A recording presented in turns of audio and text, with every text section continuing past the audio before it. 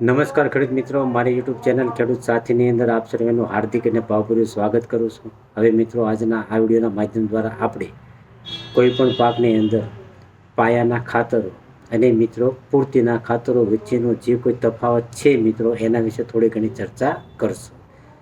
હવે મિત્રો, સૌથી પહેલાં તો આપણે પાયાના ખાતરો કોને કહેવાય એના વિશે થોડી ઘણી વાત કરીએ. એટલે કે મિત્રો, પાક ઉગ્યા પહેલાં જે આપણે ખાતરો આપતા હોઈએ એને મિત્રો પાયાના ખાતરો તરીકે ઓળખવામાં આવે છે.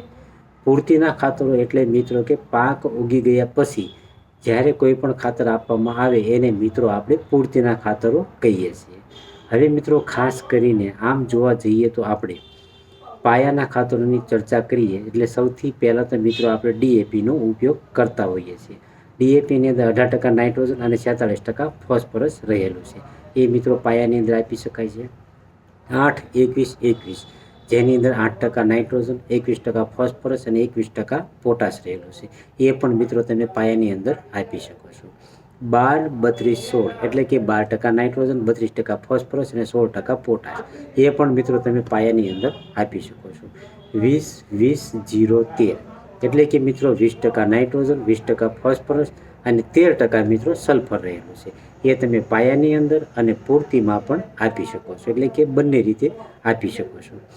એના પછી જોવા જઈએ તો SSP એટલે કે સિંગલ સુપર ફોસ્ફેટ, એ મિત્રો તમે પાયાની અંદર આપી શકો છો.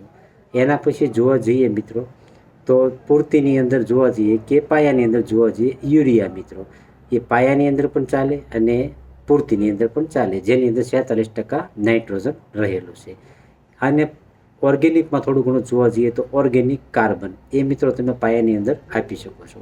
પૃથ્વી અમૃત જોવા જો તો એ મિત્રો તમે પાયાની અંદર અને પૂર્તિની અંદર પણ આપી શકો છો.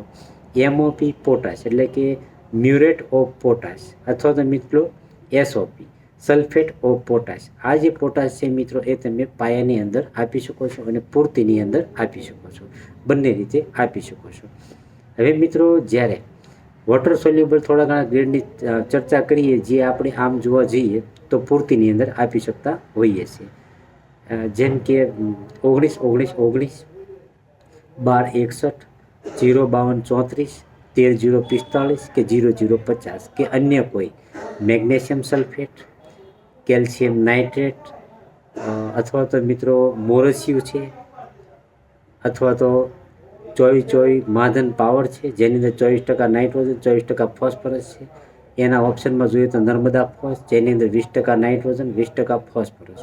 તો મિત્રો, આમ જોવા જઈએ તો જે ખાતરો આપણા પાકની અંદર ઉપયોગ થતા હોય અને આપણે મિત્રો બજારની અંદરથી ખરીદી કરતા હોય તો એનો મિત્રો મેં તમને નોર્મલી તફાવત સમજાવ્યો કે જેના થકી આપણે પાક ઉગી ગયા પહેલાં કયા કયા ખાતરો આપી શકીએ અને પાક ઉગી ગયા પછી જે પોષક તત્વોની ઉણપ હોય એ મિત્રો યોગ્ય સમયે એટલે કે પૂર્તિમાં પૂર્તિના ખાતરો અને પાયામાં પાયાના ખાતરો જો આપણે આપતા થઈ જશું તો મિત્રો આપણા ઉત્પાદનમાં સારામાં સારો વધારો થઈ શકે છે મિત્રો. તો મિત્રો, મારી આવી અવનવી માહિતી મેળવવા માટે મારી યુટ્યુબ ચેનલ ખેડૂત સાથીને તમે સબસ્ક્રાઈબ કરજો અને લાઈક કરજો મિત્રો. ખાસ કરીને ઘણા બધા ખેડૂત મિત્રો આવી રીતે તફાવત જાણતા હશે, પરંતુ જે ખેડૂત મિત્રો જાણતા નથી અને આડેધડ એમના દ્વારા એમના પાકની અંદર કે જમીનની અંદર ખાતરો આપવામાં આવે છે અને ખર્ચો વધે છે અને ઉત્પાદન ઘટે છે, એના માટે મિત્રો આજે આ વિડીયોના માધ્યમ દ્વારા હું જેટલી મારી પાસે માહિતી હતી એ પ્રમાણે મિત્રો મેં તમારા પાસે શેર કરી છે. તો મિત્રો, આપ સૌ મારી ચેનલ જોતા રહેજો મિત્રો. હસતું